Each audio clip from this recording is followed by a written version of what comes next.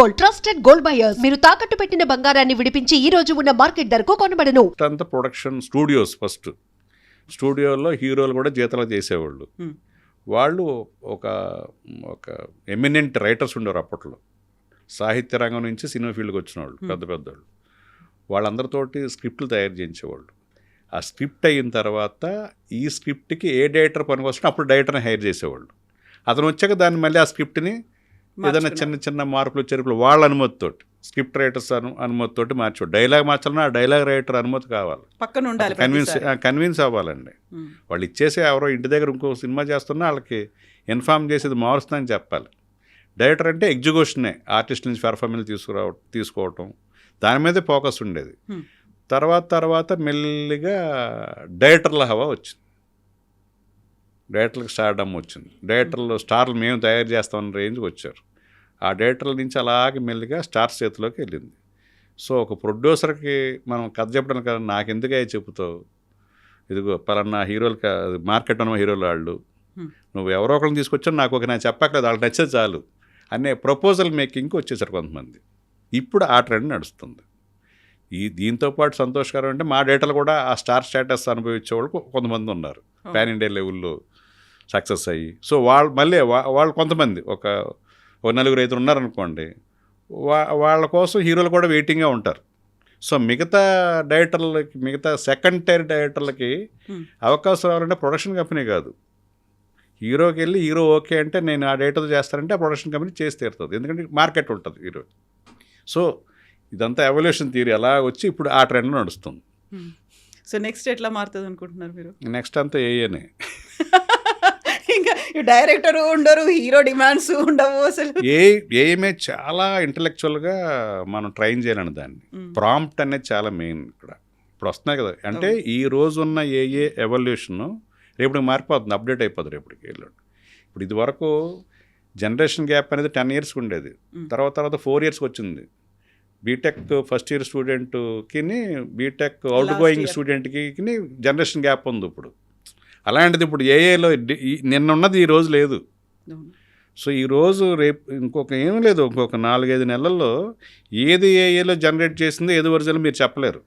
ఇప్పటికే మారిపోతాం, అన్ని వీడియోస్ అన్ని బయటకు వస్తున్నాయి, మ్యూజిక్లోను వీడియో జనరేషన్లోను.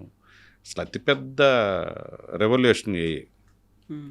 సో ఒక డైరెక్టర్ అడిగాడట, నాకు ఆ హీరో ఒకరోజు ఫోటోషూట్ ఇస్తే చాలు మొత్తం సినిమా చేసేస్తాను నేనని. ఒక ఫోటోషూట్ చాలు, ఒకరోజు ఫోటోషూట్కి వస్తే చాలు, కాస్ట్యూమ్స్తో చేస్తే సరిపోతుంది. అంతే, కాస్ట్యూమ్ కూడా అదే మార్చేస్తుంది, ఇంకా అవసరం లేదు, జనరేట్ చేస్తుంది మొత్తం. మరి అలాంటప్పుడు డైరెక్ట్ హీరో కూడా ఎందుకు ఆ పని కూడా చేసేస్తుంది కదా. షాక్ అయ్యారు. అంటే ఇప్పుడు రైట్, మన కాపీ రైట్ ఉంటుంది కదా, వాళ్ళ అనుమతి లేకుండా వాళ్ళని రీజనరేట్ చేయలేం కదా, చేయకూడదు. ఇప్పుడు రూల్స్ అయ్యి కదా, అందరూ కోర్టులో కేసులు వేస్తున్నారు కదా, మా పర్మిషన్ లేకుండా మాది వీడియో జనరేట్ చేశారని వస్తున్నాయి కదా, ఇప్పుడు అన్నీ అయ్యి కాపీ రైట్లు చేస్తారు. సో అలా కూడా ఆర్టిస్టులు రేపొద్దున్న బ్రహ్మాండంగా ఎర్న్ చేయొచ్చు. జస్ట్ వాళ్ళ ఇమేజ్, వాళ్ళకి వచ్చిన క్రేజ్ని సరే చేసుకో నా పేరు మీద అంటే ఇంట్లో హ్యాపీగా ఫ్యామిలీతో వెకేషన్కి వెళ్తే కూడా ఇక్కడ ఒక సినిమా రెడీ అవుతుంది, వాయిస్ కూడా జనరేట్ అయిపోతుంది, కుప్పలు తెప్పలుగా సినిమాలు వచ్చేస్తాయి కదా అప్పుడు, విపరీతంగా వస్తాయి. కానీ ప్రాంప్ట్ అనేది చాలా మెయిన్ అండి ఏఏలో. అది ఒరిజినాలిటీని ఎన్హాన్స్ అయ్యేలాగా ప్రాంప్ట్ ఇవ్వటం అనేది చాలా మేజర్ పార్ట్.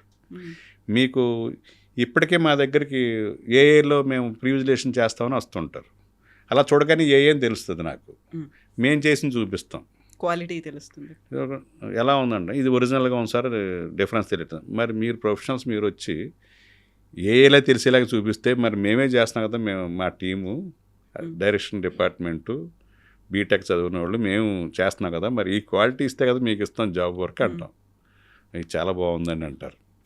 సో అప్డేట్ అవ్వాలి, డైరెక్టర్స్ కూడా అప్డేట్ అయితేనే ఈ రోజుని. అంటే ఎమోషన్స్ ఎప్పుడు ఎవర్ గ్రీన్ అండి, హ్యూమన్ ఎమోషన్సే పోర్ట్రే అవుతాయి, బట్ టెక్నాలజీ అనేది దానికి అడాప్ట్ చేసుకోవడం, దాన్ని యూటిలైజ్ చేసుకోవడం అనేది తెలియాలి, లేకపోతే వెనకబడిపోతారు. ఒకప్పుడు ఇంటర్నెట్ని యూజ్ చేసుకోకపోతే ఎలా వెనకబడ్డారో ఇప్పుడు ఏఏని ఏ రంగమైనా సరే యూజ్ చేసుకోకపోతే వాళ్ళు వెనకబడ్డట్టే. జాబ్స్ జనరేట్ అవుతాయి, జాబ్స్ పోతాయని ఏమి లేదు ఇందులో, అందుకుంటారు. ఒకప్పుడు ఒక బ్యాంకులో కంప్యూటర్ వస్తుందంటే బ్యాంక్ అంబులెన్స్ బయటకు వచ్చి ధర్నా చేశారు, జాబులు ఏమైనా మిస్ అయినా ఎన్ని జాబులు ఉన్నాయి బ్యాంకింగ్లో, ఎన్ని కంప్యూటర్లు వచ్చేసినాయి అందులో, ఒకటి వస్తే మొత్తం జాబులు పోతాయి అనుకునేవారు. True true. సో ఇప్పుడు ఏఏ కూడా అందరికీ అపోహ ఏంటంటే చాలామంది రీప్లేస్ చేస్తుంది. రీప్లేస్ చేసేస్తాను, కానీ మళ్ళీ జాబ్ జనరేట్ అవుతాయి ఏఏ వల్ల విపరీతంగా. అది అన్నిట్లో వచ్చేస్తుంది ఏఏ. ఇప్పుడు అన్నిట్లలోకి వచ్చినప్పుడు క్రియేటివ్ ఫీల్డ్ని టచ్ చేయదు ఏఐ అనుకుంటే, ఏఐతో ఆల్రెడీ సినిమాలు కావచ్చు, సాంగ్స్ కావచ్చు, అన్నీ వస్తున్న తర్వాత అది ఫిల్మ్ ఇండస్ట్రీకి, మీలాంటి క్రియేటివిటీ ఉన్నటువంటి డైరెక్టర్లకి బూన్ ఆర్ బెయిన్ ఏదనుకుంటున్నారు మీరు? క్రియేటివ్ ఫీల్డ్లోకి ఎక్కువగా యూటిలైజ్ అయ్యేది అదే. క్రియేటివిటీ మనదేనండి, అదే ప్రాంప్ట్. అది చేయలేదు, ప్రాంప్ట్ అది చేయలేదు, మనమే చేయాలి. ప్రాంప్ట్ మనకేం కావాలో అన్నీ ఫీడ్ చేసి పెట్టాలి, అన్నీ మనకి ఏం కావాలో అన్నీ చెప్పాలి. చెప్తేనే మనం కరెక్ట్గా తెలిస్తేనే మనకు కావాల్సింది వస్తుంది. అది క్రియేటివిటీయే, ఏం కావాలనేది. ఇప్పుడు కెమెరా ఉంటుందండి, కెమెరాలో ఎక్స్పోజర్ ఎంత పెట్టాలి, లేకపోతే ఏ లైటింగ్ కండిషన్లో మనం చెయ్యాలి, లైటింగ్ ఎలాగా ఇక్కడ సెటప్ చేయాలి, ఏ లైటింగ్ చేయాలి, అది క్రియేటివిటీ కదా. లైట్స్ అన్నీ ఉంటే కెమెరా ఉంటుంది, అందరికీ ఉంటాయి, బట్ అది క్రియేటివిటీ కదా. ఏ సెన్సార్ అయితే బాగుంటుంది, వైడ్ స్క్రీనా లేకపోతే 30 FM స్క్రీన్లో వాడదామా ఈ సబ్జెక్టు, ఎన్ని సినిమాటోగ్రాఫరు, డైరెక్టరు, ఆర్ట్ డైరెక్టరు వీళ్ళ క్రియేటివిటీ అది. అదే కెమెరా ఒక ప్రాజెక్ట్లోనూ అదే కెమెరా వాడిన ఇంకో ప్రాజెక్ట్కి లాట్ ఆఫ్ డిఫరెన్స్ ఉంటుంది కదా, క్వాలిటీ ఇవ్వటంలో కానీ అది కానీ. అక్కడ క్రియేటివిటీయే అప్లై అవుతుంది. సో క్రియేటివిటీ లేకుండా ఏముండదు, బట్ క్రియేటివిటీతో పాటు వీటిని అడ్వాన్స్మెంట్ ఏదైతే ఉందో టెక్నాలజీ ఇప్పుడు ఏఏలో దాన్ని వాడుకోవడం రాకపోతే వాళ్ళు వెనకబడతారు. వాళ్ళ పాత పద్ధతుల్లో ఇప్పుడు వినాయలు వచ్చిందండి, ప్రింట్ వేసేస్తున్నారు, హాఫ్ అన్ అవర్లో అయిపోతుంది. ఇది వరకు పెయింట్ చేసేవాళ్ళు, ఈరోజు మన కట్అవుట్ కావాలంటే ఒక 5 రోజులు చేయాల్సి వచ్చేది. ఇప్పుడు ప్రింట్ చేస్తున్నారు, మొత్తం అంటింగ్ చేస్తున్నారు, అరగంటలో గంటలు అయిపోతుంది. సో నేను ఇంకా పెయింట్ వేస్తానంటే 5 రోజులకి వీళ్ళకి జాబ్ వర్క్ ఇవ్వరు కదా. ఇప్పుడు నీకు సాయంత్రం కావాలి, రేపు పొద్దున పెట్టాలంటారు. అప్పుడు ఈ పెయింటర్కి వర్క్ ఉంటుంది కదా. అలాగా ఎగ్జాక్ట్లీ టైంను మన టెక్నికల్ అడ్వాన్స్మెంట్లో వెనకబడకూడదు క్రియేటివ్ ఫీల్డ్లో ఉన్నవాళ్ళు. సో వీరశంకర్ గారు వెరీ ఫస్ట్ మూవీ తీసినప్పుడు వెన్నెల్లో ఆడపిల్ల యండమూరి వీరేంద్రనాథ్ గారి నవల ఆధారంగా తీశారు. అప్పటి నుంచి టిల్ డేట్ వచ్చినటువంటి మార్పులు, మీ జర్నీ, ఇవన్నీ చూస్తే ఒక్కసారి వెనక్కి తిరిగి చూస్తే ఏమనిపిస్తుంది? అదృష్టం కొద్దీ మేము వచ్చింది 88 అండి ఎస్టినేటర్గా. మేము వచ్చిన కొత్తలో మూవీ ఎలా ఉంది, రష్ నెగిటివ్ ఉంది, రష్ బ్లాక్ అండ్ వైట్లో ప్రింట్ చేశారు అప్పట్లో. అంటే కలర్ చేస్తే ఎక్కువ ఖర్చు అవుద్దని, రషే కదా అని బ్లాక్ అండ్ వైట్లో చేసేవాళ్ళు. ఆ మూవీలో సౌండ్లు విన్నాం, ఆ మూవీల మీద ఎలా మార్క్ చేస్తారో చూసాం, స్ప్లైజర్స్ చూసాం, రష్ని ఎలా స్ప్లైజర్తో కట్ చేస్తారు, నెగిటివ్ని ఎలాగా కట్ చేసి సిమెంట్ ఎలా చేస్తారు, మొత్తం అలాగే లూప్లని ఉండి ఆ లూప్స్ చేసి అక్కడ మనం ఈ డబ్బింగ్ ఏదైతే చేసామో ఆ డబ్బింగ్లు లూప్లో చేసి మళ్ళీ ఆటలని మళ్ళీ మూడు ట్రాక్లు ఉంటే ఆటలని లూప్ మళ్ళీ ఇంకో సౌండ్ ట్రాక్లు వేసి మళ్ళీ డైలాగ్ అంతా ప్రీమిక్స్ చేసేవాళ్ళం. అలాగే వీటికి సౌండ్స్ అన్నీ 80 రూమ్ల నుండి పంచ్ సౌండ్స్ అన్నీ, ఏది ఫైటర్స్కి, తర్వాత ఏదో మన టెలిఫోన్ సౌండ్లు, ఇలాంటివన్నీ కొన్ని సౌండ్లు ఇక్కడే వేసేవారు. వాటిని మళ్ళీ ప్రీమిక్స్ చేసేవాళ్ళం. ఇవన్నీ తీసుకెళ్ళి ఆర్ఆర్ అయిన తర్వాత అక్కడ ఆర్ఆర్ ఇక్కడ ఈ ట్రాక్ మళ్ళీ అక్కడ లైవ్ కొన్ని బర్డ్ సౌండ్స్ అను లేకపోతే బూట్ల సౌండ్ అను సింక్ చేస్తూ అక్కడ ఓవర్ నైట్లో అంతా అయిపోయేది అక్కడ.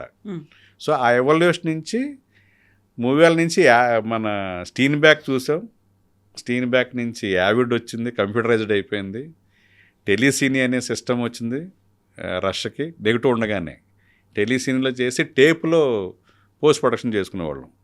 టేప్లో మన ట్రాన్స్ఫర్ అయ్యేది ఫిల్మ్ అంతా రష్. అవన్నీ మనం యూమాటిక్, బీటా ఇవి ఉంటాయి కదా, అలాంటి టేపులు వాడేవాళ్ళు. వాటితో పోస్ట్ ప్రొడక్షన్ జరిగేది. సౌండ్ ఎఫెక్ట్స్ చేసారన్నా లేదా డబ్బింగ్ చెప్పాలన్నా కంప్యూటరైజ్ అయ్యి డబ్బింగ్. సో అక్కడి నుంచి ఇదిగో ఏ జనరేషన్ వరకు వచ్చాం. డిజిటల్ కెమెరాస్ వచ్చి నెగిటివ్ పోయి